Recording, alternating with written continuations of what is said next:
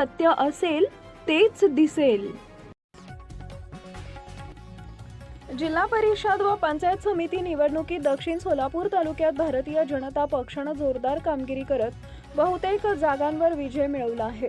जिल्हा परिषदच्या 6 जागांपैकी 5 गटांवर आणि पंचायत समितीच्या 12 पैकी 11 गणांवर भाजपने विजय मिळवत तालुक्यातील राजकीय वर्चस्व कायम ठेवले, तर शिवसेनेने हत्तूर जिल्हा परिषद गट आणि भंडारकवटे पंचायत समिती गण जिंकत खाते उघडले।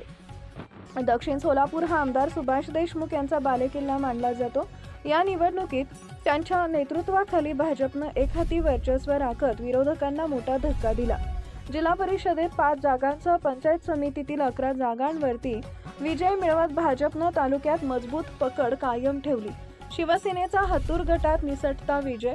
हत्तूर जिल्हा परिषद गटात शिवसेनेच्या लक्ष्मीबाई रतिकांत पाटील यांनी 34 मतांच्या निसटत्या फरकाने विजय मिळवत शिवसेनेचं खातं उघडलं। या गटात अखेरच्या फेरीपर्यंत चुरशीची लढत पाहायला मिळाली। तसेच पंचायत समितीच्या भंडारकवटे गणातही शिवसेनेने विजय मिळवला। काही गटांमध्ये चुरशीची लढत, हत्तूर, वळसंग आणि कुंभारी या गटांमध्ये मतमोजणी दरम्यान अटीतटीची लढत झाली। मंद्रुप जिल्हा परिषद गटातून भाजपच्या सोनाली कडते यांनी राष्ट्रवादीच्या प्रीती कोरे यांचा मोठा फरकाने पराभव केला। त्याचप्रमाणे मंद्रुप पंचायत समिती गणात भाजपचे मळसिद्ध मुगळे विजयी झाले।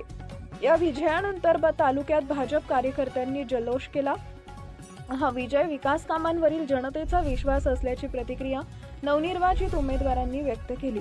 जिल्हा परिषद गट निहाय निकाल: बोरामणी नेताजी खंडागळे भाजप 844 मतांनी विजयी, कुंभारी श्रुती भोरगुंडे भाजप 4295 मतांनी विजयी, वळसंग रामप्पा चिवडशेट्टी भाजप 7443 मतांनी विजयी, हत्तूर लक्ष्मीबाई रतिकांत पाटील शिवसेना 34 मतांनी विजयी, मंद्रुप सोनाली कडते भाजप 8565 मतांनी विजयी, भंडारकवटे सुनीता उंबरजे भाजप 3566 मतांनी विजयी।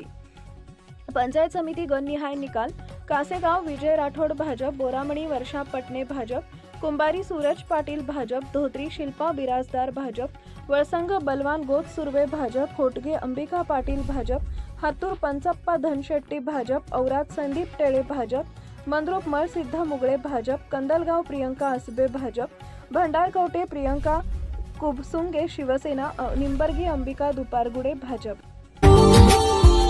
Subscribe now and press the bell icon. Never miss an update.